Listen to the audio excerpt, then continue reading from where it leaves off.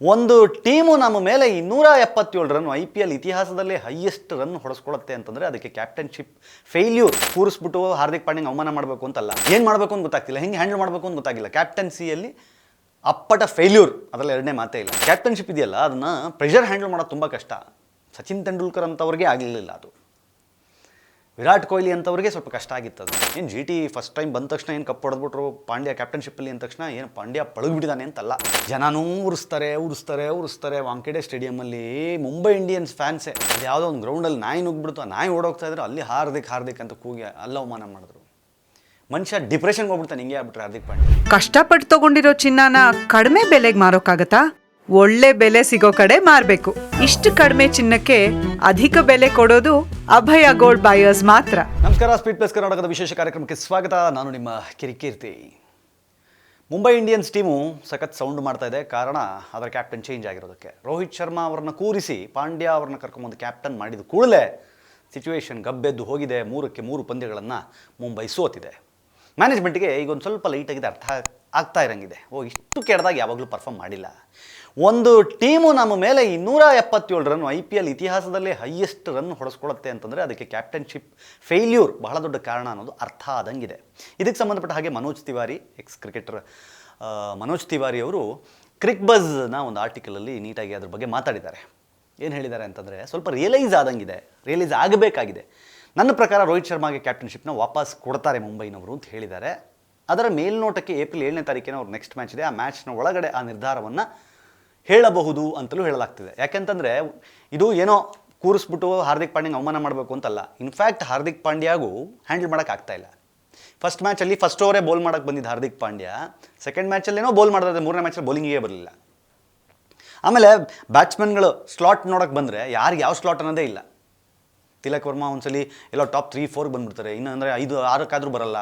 ಏನು ಮಾಡಬೇಕು ಅಂತ ಗೊತ್ತಾಗ್ತಿಲ್ಲ, ಹೆಂಗೆ ಹ್ಯಾಂಡಲ್ ಮಾಡಬೇಕು ಅಂತ ಗೊತ್ತಾಗಿಲ್ಲ. ಕ್ಯಾಪ್ಟನ್ಸಿಯಲ್ಲಿ ಅಪ್ಪಟ ಫೇಲ್ಯೂರ್, ಅದರಲ್ಲಿ ಎರಡನೇ ಮಾತೇ ಇಲ್ಲ. ಕ್ಯಾಪ್ಟನ್ ಎಷ್ಟು ಇಂಪಾರ್ಟೆಂಟ್ ಆಗ್ತಾನೆ, ಪ್ಲೇಯರ್ಸ್ ಅಷ್ಟೇ.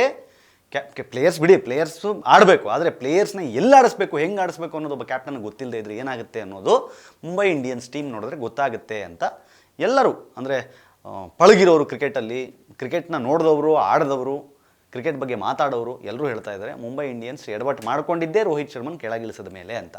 ಹಾಗಾಗಿ ಮತ್ತೆ ನೀತಾ ಅಂಬಾನಿಯವರು ರೋಹಿತ್ ಶರ್ಮಾ ಹತ್ರ ಹೋಗಿ, ಸಾರಿ ರೋಹಿತ್, ಬೇಜಾರು ಮಾಡ್ಕೋಬೇಡ, ಹೀಗೆಲ್ಲ ಆಗ್ಬಿಡ್ತು, ನಮಗೂ ಅರ್ಥ ಆಯಿತು, ನಿಂದು ಇಂಪಾರ್ಟೆನ್ಸ್ ಏನಿದೆ ಅಂತ ನಮಗೀಗ ಅರ್ಥ ಆಗ್ತಾ ಇದೆ. ಭಾರತ ತಂಡಕ್ಕೆ ಕ್ಯಾಪ್ಟನ್ ಆಗಿರೋ ನಿನ್ನನ್ನು ಕರ್ಕೊಂಬಂದು ನಾವು ಹೀಗೆ ಮುಂಬೈ ಇಂಡಿಯನ್ಸ್ ಟೀಮ್ನಲ್ಲಿ ಕ್ಯಾಪ್ಟನ್ಶಿಪ್ನ ತೆಗೆದುಬಿಟ್ಟು ನಿನ್ನ ಮೇಲೆ ಪಾಂಡ್ಯನ ಕೂರಿಸ್ಬಾರ್ದಾಗಿತ್ತು, ನೋಡಿ ಎಡವಟ್ಟಾಗೋಯ್ತು. ಅಂದರೆ ಕ್ಯಾಪ್ಟನ್ಶಿಪ್ ಇದೆಯಲ್ಲ, ಅದನ್ನು ಪ್ರೆಷರ್ ಹ್ಯಾಂಡಲ್ ಮಾಡೋದು ತುಂಬ ಕಷ್ಟ. ಸಚಿನ್ ತೆಂಡೂಲ್ಕರ್ ಅಂತವ್ರಿಗೆ ಆಗಲಿಲ್ಲ ಅದು. ವಿರಾಟ್ ಕೊಹ್ಲಿ ಅಂತವ್ರಿಗೆ ಸ್ವಲ್ಪ ಕಷ್ಟ ಆಗಿತ್ತದು. ಎಲ್ಲೋ ಒಬ್ಬ ಧೋನಿ, ಎಲ್ಲೋ ಒಬ್ಬ ಮೊಹಮ್ಮದ್ ಅಜರುದ್ದೀನು, ಎಲ್ಲೋ ಒಬ್ಬ ಕಪಿಲ್ ದೇವು, ಎಲ್ಲೋ ಕೆಲವ್ರಿಗೆ ಮಾತ್ರ, ಎಲ್ಲೊಬ್ಬ ರೋಹಿತ್ ಶರ್ಮಾ, ಇಂಥವ್ರಿಗೆ ಅದು ಒಲಿಯುತ್ತೆ. ಇಂಥವ್ರಿಗೆ ಅದು ಒಂಥರ ಒಳಗೆ ಅರಗಿಸ್ಕೊಳ್ಳೋ ತಾಕತ್ತಿರುತ್ತೆ. ಯಾವ ಸಿಚುವೇಶನ್ನ ಹೆಂಗೆ ಹ್ಯಾಂಡಲ್ ಮಾಡಬೇಕು, ಯಾವ ಥರ ಕಂಟ್ರೋಲ್ ಮಾಡಬೇಕು, ಯಾವ ಬೌಲರ್ನ ಎಲ್ಲಿ ತರಬೇಕು, ಯಾವ ಬ್ಯಾಟ್ಸ್ಮನ್ ಎಲ್ಲಿ ಇಳಿಸ್ಬೇಕು, ಇವೆಲ್ಲ ತಲೆಯಲ್ಲಿ ಎಷ್ಟಿರಬೇಕಂದ್ರೆ ಎಕ್ಸ್ಪೀರಿಯನ್ಸು ಅಷ್ಟರ ಮಟ್ಟಿಗೆ ಇರಬೇಕು. ಏನು GT ಫಸ್ಟ್ ಟೈಮ್ ಬಂದ ತಕ್ಷಣ ಏನು ಕಪ್ ಹೊಡೆದ್ಬಿಟ್ರು ಪಾಂಡ್ಯ ಕ್ಯಾಪ್ಟನ್ಶಿಪ್ಪಲ್ಲಿ ಅಂದ ತಕ್ಷಣ ಏನು ಪಾಂಡ್ಯ ಪಳಗ್ಬಿಟ್ಟಿದ್ದಾನೆ ಅಂತಲ್ಲ. ಪಾಂಡ್ಯ ಅದೃಷ್ಟ ಚೆನ್ನಾಗಿತ್ತು, ಒಳ್ಳೆ ಟೀಮ್ ಸಿಕ್ಕಿತ್ತು, ಒಳ್ಳೊಳ್ಳೆ ಪರ್ಫಾರ್ಮ್ ಮಾಡೋಕ್ಕೆ ಅವಕಾಶ ಸಿಕ್ತು. ಪಿಚ್ ಕೆಲವೊಂದು ಸಲ ಫೇವರ್ ಮಾಡುತ್ತೆ, ಕೆಲವೊಂದು ಸಲ ಕೆಲವು ಪ್ಲೇಯರ್ನ ಫಾರ್ಮ್ ಹೆಂಗೆ ಸೆಟ್ ಆಗಿರುತ್ತೋ ಅದು ವರ್ಕೌಟ್ ಆಗಿಬಿಡುತ್ತೆ. ಹಾಗೆಲ್ಲ ಆಗಿ ಕಪ್ ಗೆದ್ದರು. ಬಟ್ ಅದೇ ಹ್ಯಾಂಗ್ ಓವರ್ನಲ್ಲಿದ್ದ ಹಾರ್ದಿಕ್ ಪಾಂಡ್ಯ ಮುಂಬೈ ಟೀಮಿಗೆ ಬರಬೇಕಾದ್ರಲ್ಲಿ ರೋಹಿತ್ ಶರ್ಮಾ ಆಲ್ರೆಡಿ ಕ್ಯಾಪ್ಟನ್ ಇದ್ದಾರೆ, ಅಟ್ಲೀಸ್ಟ್ ವೈಸ್ ಕ್ಯಾಪ್ಟನ್ ಮಾಡಿ ಅಂತನೋ ಅಥವಾ ಟೀಮಿಗೆ ತಗೊಳ್ಳಿ ಅಂತಲೋ ಹೇಳೋದು ಬೇರೆ. ನಾನು ಆಲ್ರೆಡಿ ಒಂದ್ಸಲಿ ಕಪ್ ಗೆದ್ದಿರೋ ಕ್ಯಾಪ್ಟನ್ನು, ನಾನು ಅಲ್ಲಿಗೆ ಬರ್ತೀನಿ ಅಂತಾದರೆ ಕ್ಯಾಪ್ಟನ್ ಆಗೇ ಬರಬೇಕು ಅಂತ ಬಂದಿದ್ದೇ ಆಗಿದ್ದರೆ ಅದಕ್ಕೆ ಕರ್ಮ ಅನ್ನೋದೇನಿದೆ ಅದು ಹೊಡೆದೇ ಇವತ್ತು ಇಷ್ಟೆಲ್ಲ ಆಗ್ತಾ ಇರೋದು. ಈಗ ರೋಹಿತ್ ಏನು ತಲೆನೇ ಕೆಡ್ಸ್ಕೊಳ್ಳಿಲ್ಲ.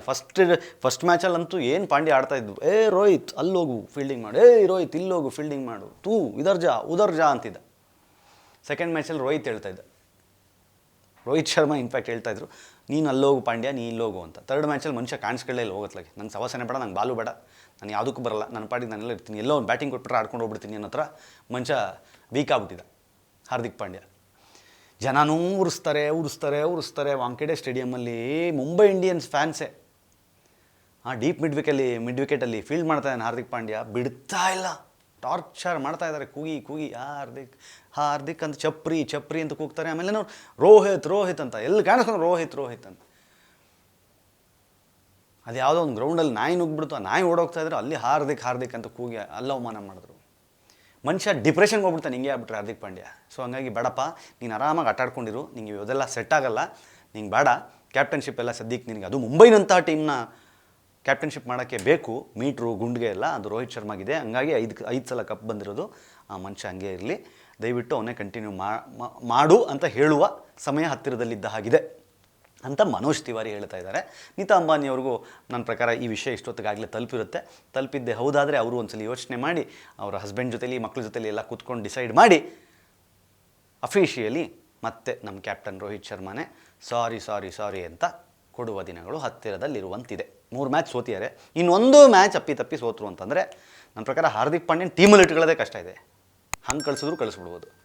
ಹಂಗಾಗದೇ ಇರಲಿ, ನೋಡೋಣ. ಅಷ್ಟರೊಳಗೆ ಮನಸ್ಸು ಚೇಂಜ್ ಮಾಡಿಕೊಂಡು ಮತ್ತೆ ರೋಹಿತ್ ಶರ್ಮಾ ಅವರಿಗೆ ಕ್ಯಾಪ್ಟನ್ಶಿಪ್ ಕೊಟ್ಟರೆ ಈ ಸೋಲಿನ ಟ್ರ್ಯಾಕಿಂದ ಹೊರಗಡೆ ಬಂದು ಗೆಲುವಿನ ಟ್ರ್ಯಾಕಿಗೆ ಮುಂಬೈ ವಾಪಸ್ ಬರಬಹುದೇನು, ಕಾದು ನೋಡೋಣ. ನಾವು ಹೆಂಗೆ ಅಂತಂದರೆ ನಮ್ಮ ಬೆಂಗಳೂರೇ ಒಂದು ಕಡೆ ಸೋತ್ಕೊಂಬರ್ತಾ ಇದೆ, ನಮಗೆ ಇನ್ನೊಂದು ಟೀಮಿನ ಚಿಂತೆ. ಏನು ಮಾಡ್ತೀರಾ, ನಮ್ಮ ಕೆಲಸನೇ ಅದು. ಏನು ನಡೀತಿದೆ ಅದನ್ನು ಹೇಳಬೇಕಲ್ವಾ, ಹೇಳ್ತಾ ಇದ್ದೀನಿ. ನೋಡ್ತಾ ಇರಿ ಸ್ಪೀಡ್ ಪ್ಲಸ್ ಕರ್ನಾಟಕ. ಇದು ನಿಮ್ಮಿಂದ ನಿಮಗಾಗಿ ನಿಮಗೋಸ್ಕರ. ಮತ್ತೆ ಸಿಗ್ತೀನಿ. ನಮಸ್ಕಾರ. Speed plus Karnataka.